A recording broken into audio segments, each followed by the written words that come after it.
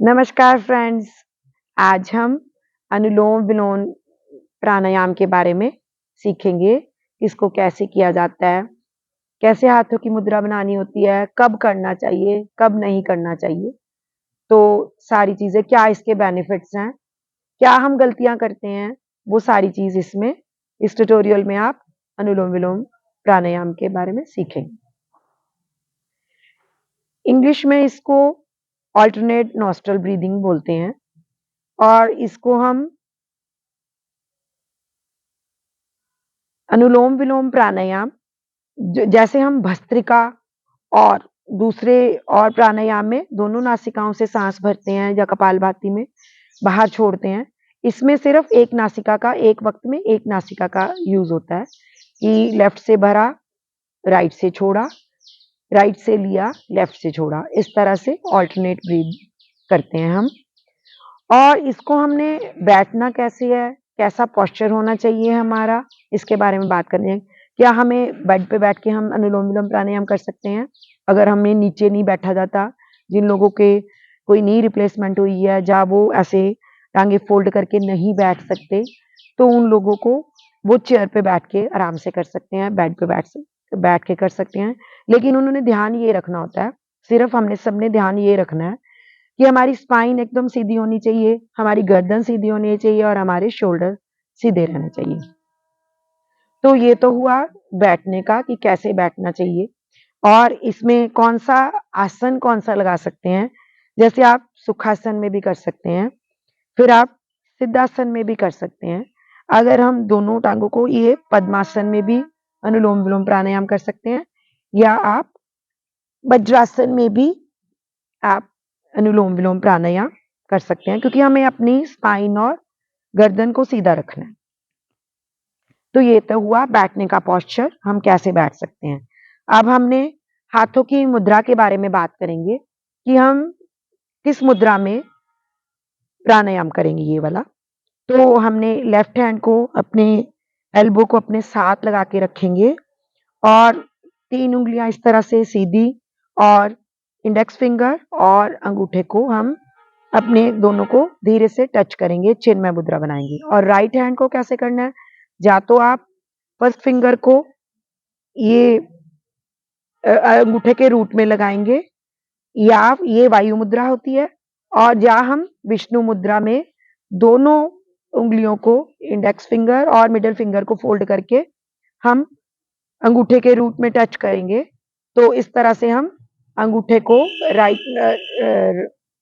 Right side से nostril बंद करेंगे और उँगली से हम ऐसे साँस को बाहर निकालेंगे। ये हुई हाथ की मुद्रा। अब हम बात करेंगे कि हम इसमें गलतियाँ कैसे करते हैं, क्या-क्या गलती करते हैं हम। एक तो हम बहुत ज़्यादा कई लोग क्या करते हैं, बहुत ज़्यादा तेज़ी से साँस लेते हैं और छोड़ते हैं। तो उससे हमें हमारी बॉडी में पूरी ऑक्सीजन नहीं मिल पाती, जिससे हमारा रेस्पिरेटरी सिस्टम अच्छे से काम नहीं करेगा और साथ में ब्लड का फ्लो अच्छे से पूरी बॉडी में सर्कुलेट नहीं करेगा। तो और एक उसका रेशो ठीक नहीं रखते, साँस लेने और छोड़ने का। क्योंकि इसमें क्या किया जाता है, जब हम साँस को जितनी रेशो में भरेंगे, जैसे हमने 4 काउंट में साँस को भरा और हमने 8 काउंट में हम साँस को बाहर छोड़े, तो हमें बहुत बेनिफिट मिलता है, क्योंकि हमारे ऑक्सीजन पूरी अंदर तक अ, अंदर और कार्बन डाइऑक्साइड के द्वारा हमारे टॉक्सिन जो है बॉडी से बाहर निकल जाते हैं। तो हमने इसका रेशो ठीक रखना है, लेने और छोड़ने का। एक ये गलती करते हैं, जिससे हमारी अगर हम साँस को जितनी देर में भरते हैं, डबल टाइम में छोड़ते हैं, तो हमारी उससे चंद्र नाड़ी जितना टाइम चंद्र नाड़ी हमारी जागृत होती है। चंद्र नाड़ी जागृत होने से हमारा पैरासिम्पैथेटिक सिस्टम जो है, वो ठीक से कार्य करने लगता है। अंदर के ऑर्गन्स जो हैं, वो अच्छे से कोऑर्डिनेशन में काम करते हैं। तो इस करके हमें साँस को जितना भी टाइम हम भरते हैं, बहुत धीमी गति से हम भरेंगे और उतनी ही धीरे-धीरे, धीरे-धीरे उससे भी ज़्यादा धीमी गति से हम साँस को बाहर छोड़ेंगे। तो एक तो ये और एक हम कई लोग क्या है, इससे ना तो हमारा साँस ठीक से अंदर जा पाता है और ना ही हमारा साँस अंदर से बाहर आ पाता है। तो हम इसको ऐसे भी नहीं करेंगे। और एक हमने देखा है कि लोग उल्टे हाथ से लेफ्ट हैंड से प्राणायाम कर रहे होते हैं, वो बिल्कुल गलत होता है। वो क्यों गलत होता है?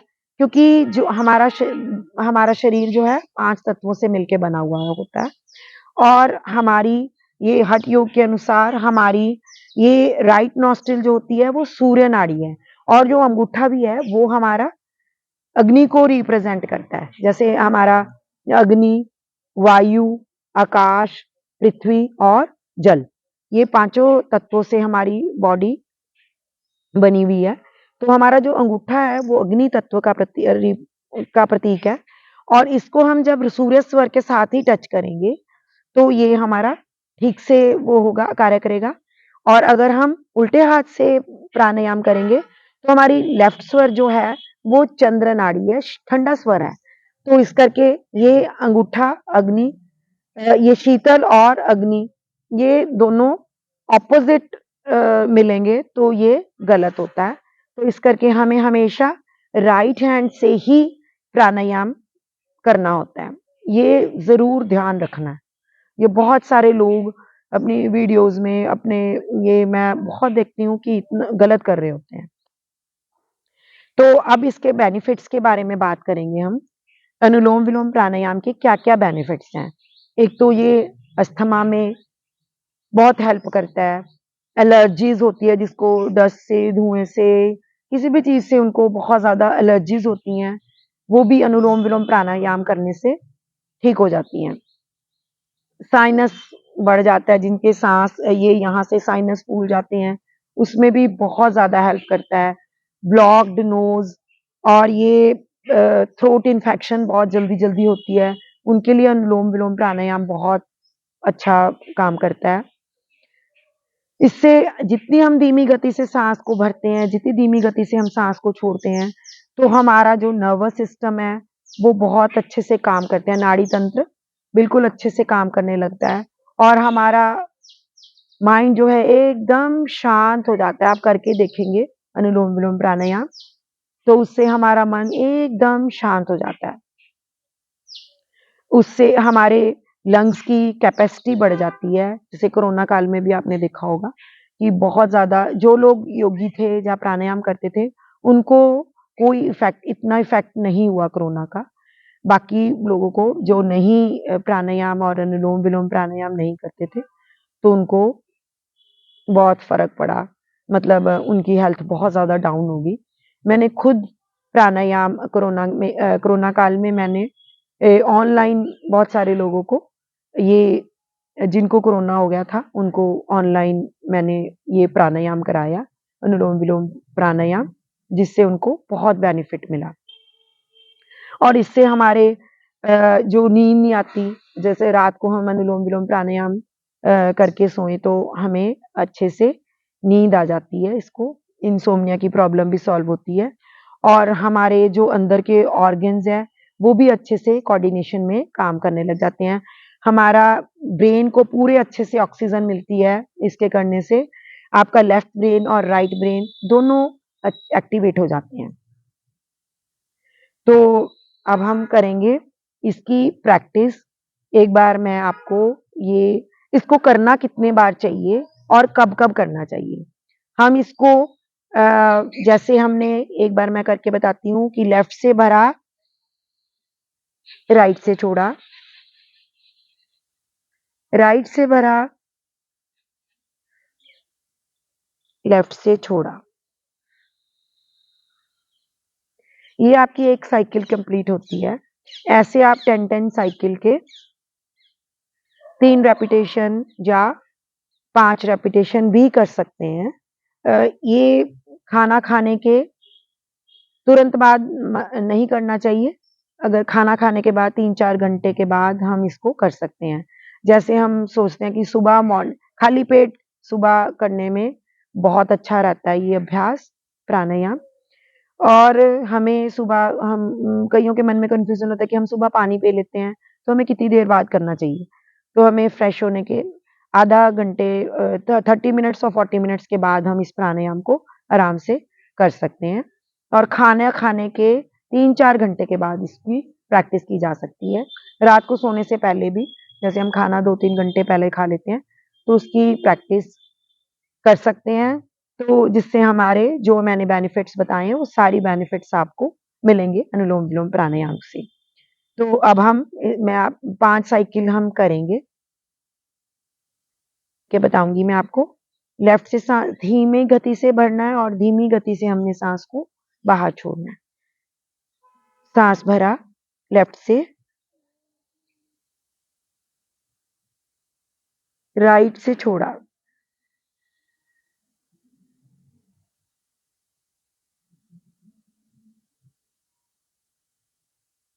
राइट से भरा,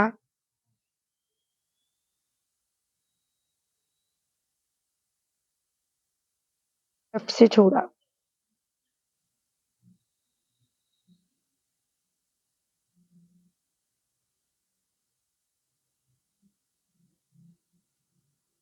1 साइकिल कंप्लीट हो गई।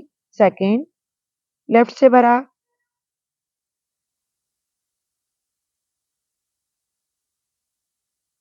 राइट से छोड़ा,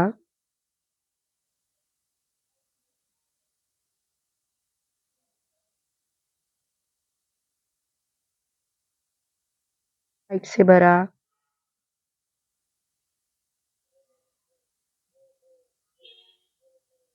लेफ्ट से छोड़ा,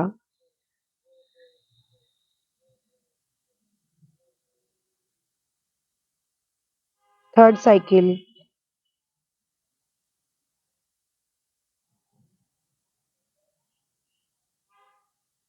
राइट से छोड़ा,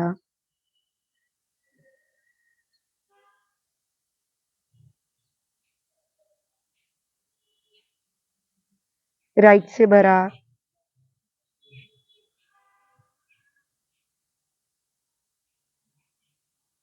लेफ्ट से छोड़ा,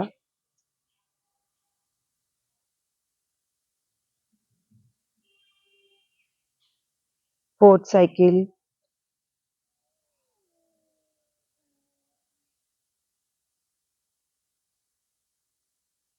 राइट से छोड़ा,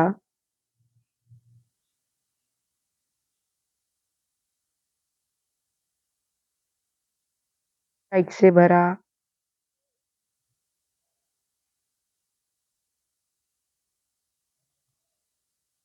लेफ्ट से छोड़ा,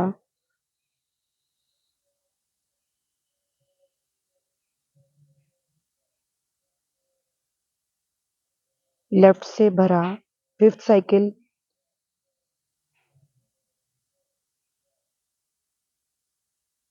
राइट से छोड़ा,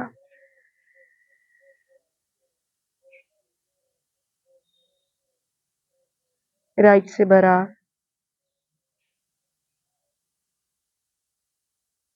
लेफ्ट से छोड़ा।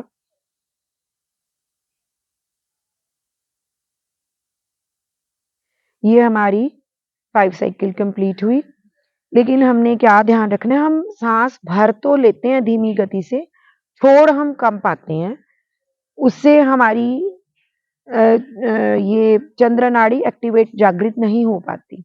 हमें क्या कोशिश करनी है कि हमने जितनी गति में भरा उतने डबल गति से हम डब जितनी टाइम में हमने साँस को लिया उससे डबल रेशियो में हमने साँस को बाहर निकालना है। इसमें आपको एक मैं और इसकी टेक्नीक बता देती हूँ कि हम इसको लंबा कैसे छोड़ सकते हैं।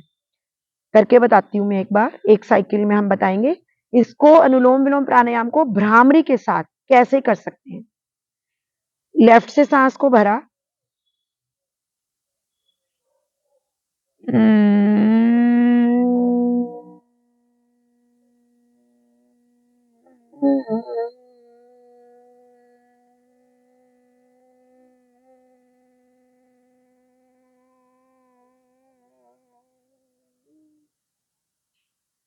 अब राइट से भरा,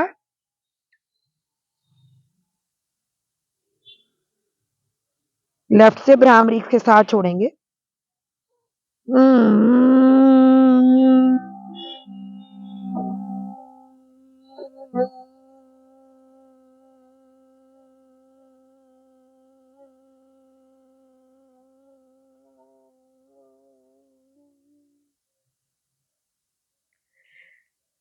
तरह से अनुलोम-विलोम प्राणायाम विद भ्रामरी करने से आपने देखा होगा कि हम जितनी साँस हमने भरी और उससे कितने ही गुना हमने साँस को बाहर छोड़ा। ये हमें बहुत बेनिफिट देता है। आप इसको भ्रामरी के साथ भी कर सकते हैं, जिससे हमारी चंद्र नाड़ी जितना हम साँस को ज़्यादा बाहर निकालेंगे, उतनी हमारी कार्बन डाइऑक्साइड बाहर जाएगी, हमारे टॉक्सिन बॉडी से बाहर निकलेंगे और इतनी हमारी उससे ज़्यादा हमारी चंद्र नाड़ी जागृत होगी। चंद्रभेदी प्राणायाम का वीडियो आपका मैंने पहले से अपलोड किया हुआ है और तो वो आप उसको उसके बेनिफिट्स और उसका देख सकते हैं कि कितना ज़्यादा हमें शांति मिलती है चंद्र नाड़ी के जागृत करने से। ये आज का वीडियो यहीं तक। अगले वीडियो में हम फिर से मिलेंगे। आपको कोई भी क्वेरीज़ हो, क्वेश्चन हो, आप मेरे को कमेंट्स में पूछ सकते हैं। Thank you.